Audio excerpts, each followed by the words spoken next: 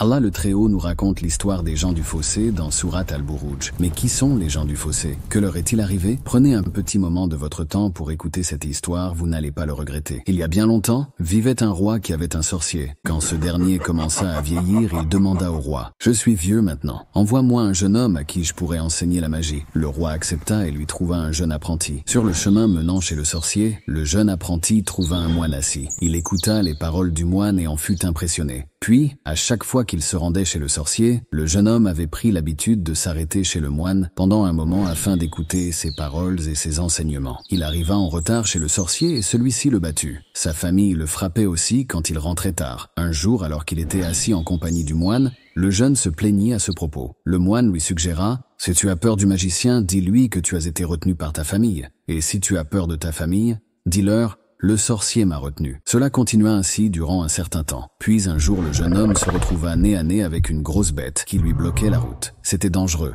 et personne ne pouvait passer. Le jeune garçon se dit: « Voici l'occasion de savoir qui d'entre le magicien ou du moine a raison. » Il saisit une pierre et dit: « Par Allah, si tu préfères les enseignements du moine à ceux du sorcier, alors tue cette bête afin que les gens puissent à nouveau passer. » Puis il lança la pierre à la tête de la bête et la tua. Les gens purent à nouveau voyager librement. Quand le jeune homme raconta ce qui s'était passé au moine, ce dernier lui dit: « Mon fils, aujourd'hui tu m'as surpassé. À partir de maintenant, les gens vont te tester. Si cela arrive, ne révèle surtout pas mon identité. » Finalement, le jeune homme commença, avec la permission d'Allah le Très-Haut, à guérir les gens de la cécité, de la lèpre et de toutes sortes de maladies. Un officier et aussi ami du roi devenu aveugle entendit parler du jeune homme. Il se rendit chez lui avec des cadeaux de très grande valeur et lui dit: « Je te donne tous ces cadeaux si tu me guéris. » Le jeune homme répondit: « Moi je ne guéris personne, c'est Allah qui donne la guérison. Si tu crois en Allah, je vais l'invoquer pour qu'il te guérisse. » L'officier, touché par la lumière de son créateur et convaincu de la parole de ce garçon, mit toute sa confiance en Allah, grâce à qui il retrouvera la vue. Puis, quand il retourna chez le roi et prit place à côté de lui comme à son habitude, le roi, surpris, lui demanda: « Qui t'a redonné la vue? »« C'est mon seigneur, répondit-il. » Le roi dit avec étonnement: « As-tu un seigneur autre que moi? » Et l'officier dit: « Allah est ton seigneur et le mien. » Le roi, fou de rage, ordonna d'arrêter l'officier qui fut torturé jusqu'à ce qu'il révèle l'identité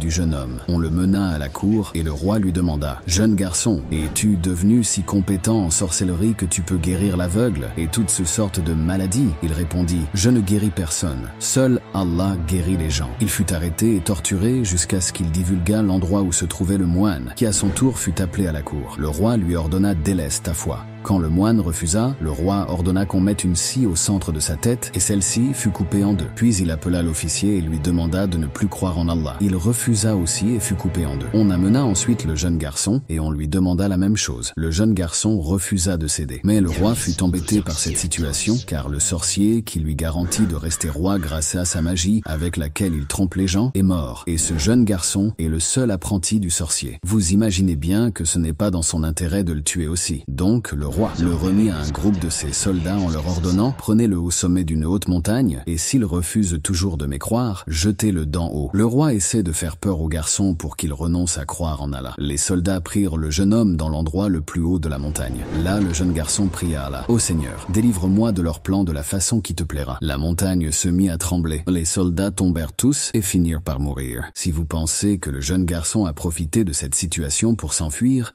vous vous trompez. Le jeune garçon retourna ensuite chez le roi qui lui demanda: « Qu'est-il arrivé au reste du groupe ?» Il répondit: « Allah m'a sauvé d'eux. » Il fut remis à un autre groupe qui eut l'ordre de le prendre en mer dans un bateau, puis de le jeter par-dessus bord s'il persistait à croire en Allah. Le long du chemin, le jeune homme invoqua Allah: « Ô Seigneur, délivre-moi de leur complot de la façon que tu veux. » Une vague retourna le bateau et les hommes se noyèrent. Le jeune garçon put regagner le rivage à la nage. Le jeune homme retourna à nouveau chez le roi qui lui demanda: « Qu'est-il arrivé au reste du groupe ?» Il répondit: « Allah m'a sauvé d'eux. » Il rajouta: « Tu ne pourras jamais me tuer à moins que tu ne suives mes instructions. » Le roi demanda: « Quelles sont-elles ?» Le jeune homme répondit: « Rassemble tous les gens sur la place publique, attache-moi à un tronc d'arbre, tire ensuite une flèche sur moi et dis: Au nom d'Allah, Seigneur de ce jeune homme, si tu fais cela, tu arriveras à me tuer. » Le roi suivit ses instructions et rassembla les gens sur la place publique. Le jeune homme fut attaché au tronc d'arbre et le roi tira une flèche en disant: « Au nom d'Allah, Seigneur de ce jeune homme. » Celle-ci toucha la tête du jeune homme.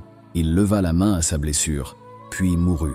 En voyant cela, tous les gens dirent: « Nous croyons au Seigneur de ce jeune homme. » Une personne murmura au roi: « Vous voyez, ce que vous craignez est en train d'arriver. » les gens commencent à croire en Allah.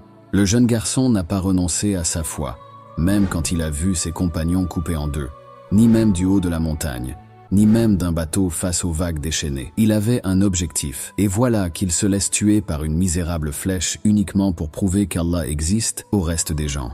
Le roi fit creuser de grandes fosses tout le long des routes et y mit le feu. Celui qui refusait d'abandonner sa foi était jeté dans le feu. C'est ainsi que les gens qui croyaient en Allah furent brûlés vifs dans les fosses ardentes. C'est pour cela qu'ils sont appelés les gens du fossé. Puis vint le tour d'une femme qui devait être jetée dans la fosse. Elle tenait dans ses bras son nourrisson. Elle hésita un instant, mais son enfant se mit à parler. « Sois ferme, maman. Tu es dans le bon chemin. » Alors elle plongea dans le fossé avec son enfant pour être du nombre des martyrs au paradis. Pour conclure, le musulman doit faire prévaloir la vérité, même au détriment de sa propre vie. Il doit faire face à la tyrannie sans violence ni agression, mais avec sagesse et fermeté. Le musulman doit consacrer sa vie au service des humbles et s'abstenir de flatter les dictateurs. La vie étant de courte durée, il doit la vivre pour un idéal. Il doit avoir une confiance absolue en Allah et endurer avec patience toutes sortes d'épreuves sans jamais perdre de vue qu'Allah est le dominant, le maître absolu des cieux et de la terre et que rien ne se produit dans son royaume sans sa volonté.